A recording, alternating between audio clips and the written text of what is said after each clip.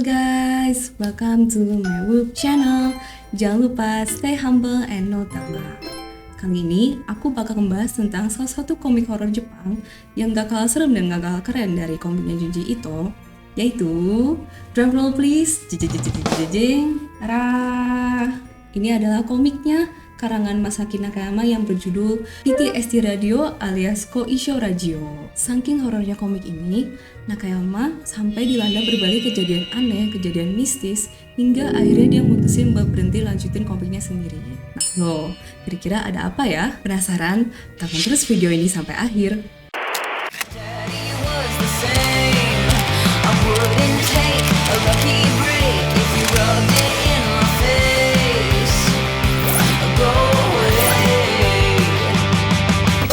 Oke guys, mari kita lanjut ke bagian pengenalan cerita komik PTSD Radio. PTSD Radio adalah komik antologi yang genrenya itu slice of life tapi ada bumbu horornya. Sebenarnya konsep ceritanya agak mirip sama komik Junji Ito yang Uzumaki, di mana ada fenomena aneh yang sedang menimpa kota Jepang. Di PTSD Radio ini, fenomena anehnya berasal dari kemarahan atau kutukan dewa rambut yang disebut sebagai Oguchi Sama. Oguchi Sama ini berupa patung Jiso. Nah, teman-teman pernah dengar yang namanya patung Jiso? Patung Jiso itu semacam patung Buddha yang sering ditemuin di Jepang. Setahu aku, patung Jiso ini diyakini sebagai patung pelindung jiwa anak-anak. Namun, ironisnya, kalau si Oguchi Sama, dia yang harusnya bisa melindungi jiwa anak-anak, malah berubah menjadi sesuatu yang mengerikan, sesuatu yang jahat, dan meneror kota Jepang. Nah, hal yang bikin unik dari komik ini adalah setiap chapternya itu dilabeli dengan frekuensi radio yang berbeda-beda. Bener-bener kayak kita lagi dengerin radio, tapi sambil gonta-ganti frekuensinya gitu. Jadi kalau kita baca komiknya tanpa perhatiin frekuensi radio dari setiap chapter, mungkin bakal bingung sama alur ceritanya awal-awal. Karena alur ceritanya itu sendiri loncat-loncat sesuai dengan pergantian frekuensi radio. Nah, misalnya, chapter pertama frekuensinya itu ada di 89.27. Sedangkan untuk chapter yang kedua, frekuensinya berubah menjadi 64,98. Di chapter kedua, setting tempat, waktu, dan karakter ikut berubah, tapi fenomena anehnya tetap sama, yaitu kehadiran sosok mistis yang berhubungan dengan rambut. Nanti di chapter ketiga, balik lagi ke frekuensi 89.44, yang merupakan kelanjutan dari chapter pertama. Wah, Nakayama-san bener-bener jenius ya. Aku bakal spoiler ceritanya sedikit biar kalian ada bayangan. Jadi di chapter yang pertama itu settingnya di pedesaan, terus ada seorang anak gadis kecil yang sedang dicukur rambutnya sama neneknya. Ceritanya pun berlanjut di chapter ketiga, di mana anak gadis kecil tersebut sudah beranjak dewasa dan sedang menaiki kereta. Ketika dia lagi baca majalah, tiba-tiba dia merasa ada yang aneh dalam pantulan dia dari jendela. Ketika dia menengok ke arah jendela, baru juga awal-awal chapter udah dapat jumpscare yang kayak gitu. Jujur, aku juga takut banget pas pertama kali lihat penampakan barusan. Menurutku, part paling serem itu ada di buku volume yang ketiga. Karena di bukunya yang terakhir, Nakayama-san itu selain melanjutkan alur cerita Oguchi Sama, dia juga menceritakan pengalaman pribadinya yang mistis dan aneh yang dia alami selama pekerjaan komik PTSD Radio. Jadi, dia sempat hiatus lama, gak rilis chapter baru karena tiba-tiba mendapat serangan penyakit yang aneh. Si Nakayama-san sempat gambar panel komik di mana ada cowok yang lagi muntah darah di wastafel. Terus dari darah itu muncul banyak monster kecil yang aneh. Itu bener-bener bentuknya freak banget, kayak laba-laba tapi enggak. Nah, tiba-tiba Nakayama-san juga mengalami hal yang serupa. Gusinya berdarah, terus seluruh badannya banyak lebam. Bahkan, mohon maaf, pipis dan tinjanya juga berdarah. Setelah itu dia langsung diperiksa ke dokter dan dokternya juga langsung minta dia untuk dirawat karena penyakitnya bukan penyakit sembarangan. Nakayama-san divonis terkena penyakit ITP atau idiopathic thrombocytopenic purpura. Singkatnya, penyakit ini muncul karena kurangnya produksi platelet darah atau trombosit. Para ahli bilang ini juga termasuk penyakit gangguan autoimun, tapi penyebabnya belum diketahui secara jelas. Alhasil, mau gak mau Nakayama-san harus dirawat selama 2-3 bulan di rumah sakit. Selama di rumah sakit, dia merenung semua hal yang menimpa dia. Kira-kira apa ya penyebab dia mendapat penyakit yang termasuk langka ini? Tiba-tiba dia flashback.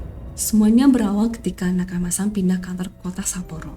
Kebetulan banget dia bisa sewa apartemen dan harga yang sangatlah good deal. Cenderung harga miring karena dia mendapat diskon tambahan. Sebulan itu cuma 4 juta dengan ruangan yang luas banget plus AC. Tapi yang seperti teman-teman ketahui, biasanya kalau harga rumah atau apartemen yang relatif murah di Jepang itu angker, bisa jadi karena sebelumnya ada kasus pembunuhan atau ada kasus bunuh diri. Selama 6 tahun bekerja di sana, Nakayama-san baru menyadari ada yang aneh dengan bangunan apartemen yang dia tempatin. Pertama, apartemen itu ada 4 lantai dengan 7 unit. Tapi yang menempati di sana cuma ada si bapak pemilik apartemen, Nakayama-san. Terus yang ketiga itu ada satu perusahaan kantor yang tutup ketika jam malam. Nakayama-san udah merasa agak aneh dengan sepinya bangunan itu. Pas dia lagi beres-beres kamar, tiba-tiba dia nemuin sebuah kamidana dalam keadaan rusak dari dalam lemari. Kamidana itu benda khusus yang dipergunakan untuk ritual agama Shinto. Seingat aku itu banyak ditemukan dalam kuil. Makanya harusnya kamidana itu nggak boleh ditaruh secara sembarangan. Sejak itu dia mulai mengalami banyak kejadian mistis.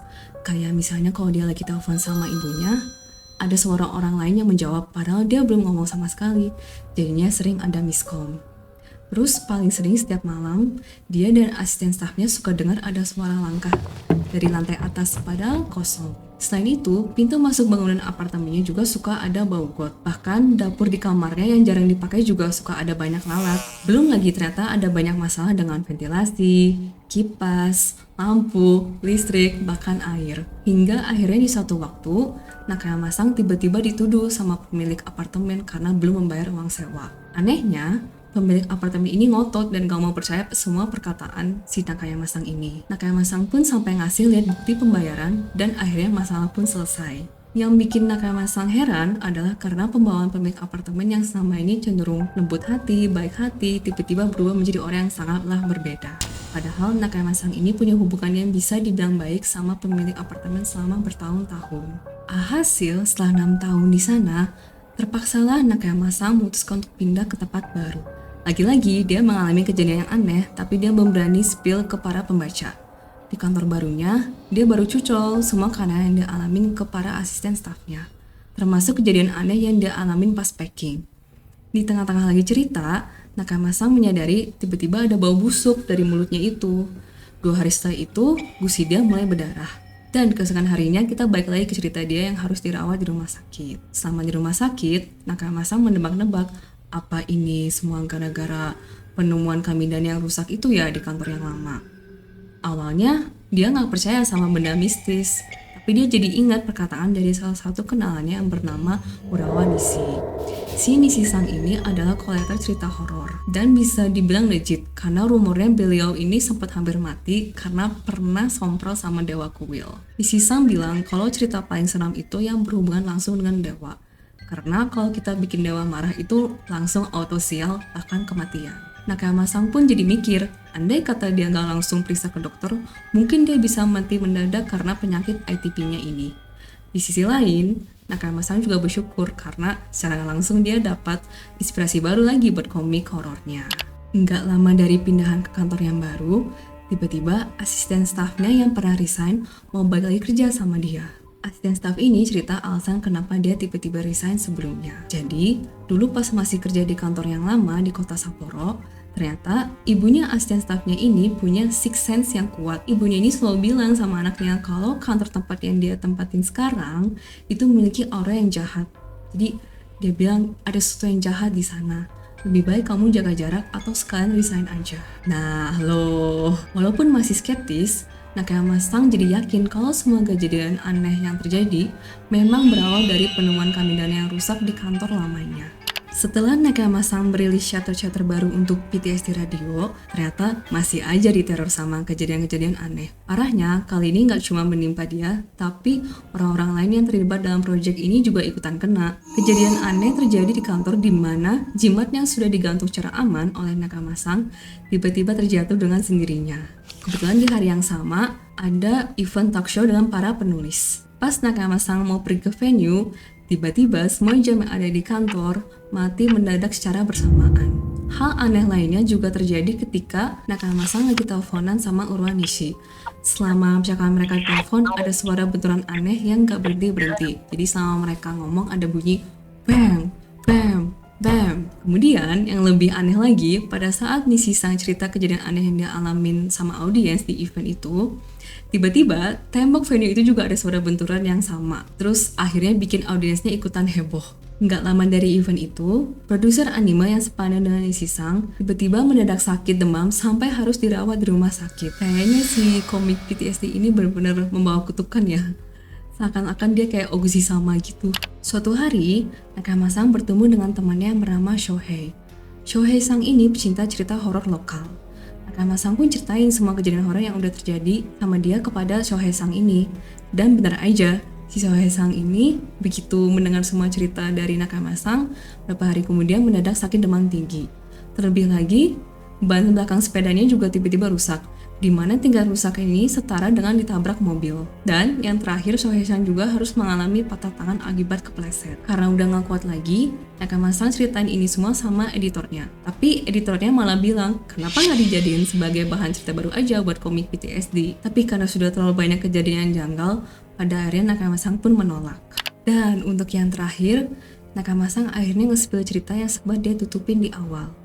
Cerita pertama adalah pada saat masih bekerja di kantor yang lama di Sapporo. Nakama-san ini kepo kan, kenapa sih pintu masuk bangunan apartemen selalu ada bau gak enak? Terus di lantai 1 dia iseng buka salah satu pintu unit yang kosong. Nah, kebetulan juga pintunya tidak dikunci. Ternyata sumber baunya berasal dari unit kosong itu. Karena kaget sama baunya, Nakama-san langsung menutup pintunya jadi nggak sempet masuk ke dalam. Setelah itu, dia ceritalah sama salah satu asistennya. Asistennya ini jadi kepo dan malah pergi ke unit kosong itu. Begitu balik dari sana, dia cerita kalau di dalam ruangan itu ada banyak lantai yang bolong.